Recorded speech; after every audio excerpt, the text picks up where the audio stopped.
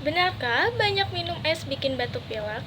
Zaman sekarang yang tiap hari rasanya kayak musim kemarau, godaan minum es yang susah buat dilawan gak cuma ngilangin rasa haus, tapi juga bisa ngedingin badan kita. Tapi apapun jenisnya, minuman dan makanan dingin sering banget dituduh jadi penyebab berita sakit. Bahkan kita sering banget dimarahin kalau kita terus-terusan minum es.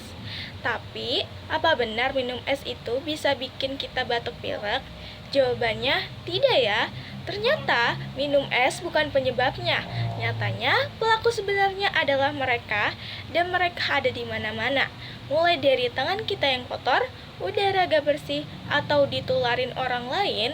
Selain itu, bakteri dan virus juga bisa masuk lewat jajanan gak bersih yang kita beli di pinggir jalan. Kalau gitu, asal kita sehat, minuman yang bersih, gak apa-apa dong kita minum es terus.